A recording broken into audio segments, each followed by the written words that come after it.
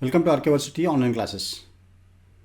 In this lecture, I am going to show you how to calculate, analyze and interpret earnings per share, which is popularly known as EPS.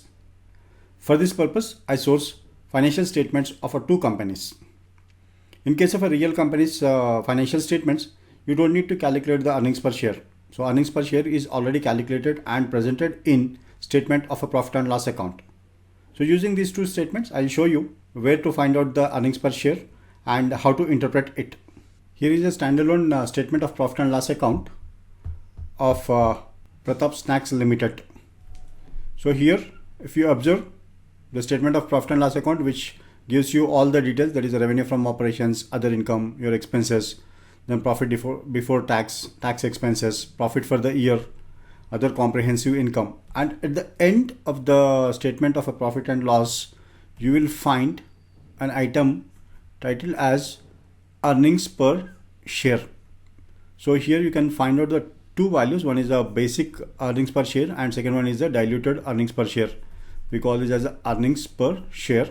Here it tells that equity shares of face value of rupees 5. All right, and the related notes are in note 36. So the earnings per share of this company, that is Pratap Snacks and Limited, for the financial year 2020 was 13.16 and for financial year 2019 was 19. So there is a decrease in earnings per share. Now first we look at how is that the earnings per share of the company is calculated. So here, as we said, in a note 35 and 36, now here we look at the note 35. And here you have an instructions on how the earnings per share is calculated. So the basic earnings per share or EPS amount is calculated by dividing the profit for the year attributable to equity holders. In the sense, after profit after tax, this minus your preference dividend. So this amount is called as profit for the year attributable to equity holders. In the sense, this amount belongs to the equity shareholders. Then this is divided by weighted average number of equity shares outstanding during the year. In simple terms, we can say that profit available to equity shareholders upon weighted average number of shares outstanding. So this is how you will calculate the earnings per share. Your numerator is profits, or we can say that earnings available to equity shareholders, and your denominator is number of equity shares outstanding. So using these values, you will calculate the earnings per share. And how is it you are going to calculate the diluted EPS? In case of a diluted EPS, your numerator remains the same, that is a profit attributable to equity holders. However, there is a slight change in a denominator. In case of a denominator, you need to calculate weighted average number of equity shares outstanding during the year. This plus the weighted average number of equity shares that would be issued on conversion of all the dilutable potential equity shares. In the sense, if there are any convertible debentures or convertible preference shares, and if that amount is converted and it becomes to the common equity, then that amount need to be added to the outstanding equity shares. Based on these two values, you can calculate the diluted earnings per share. Here you can find out the values, that is a profit attributable to equity shareholders. The values are given here. This is 4,691.96 lakhs in 2020 and 4,464.13 lakhs in 2013. And equity shares, you have a value of equity shares here, and then basic face value of 5, so total number of shares.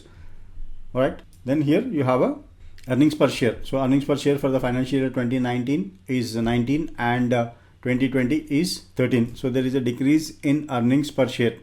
So why this decrease in earnings per share we can attribute? So there is a decrease in other income, and increase in cost of material consumed, also increase in employee benefit expenses, and increase in depreciation and amortization, so which finally affected your profit for the year.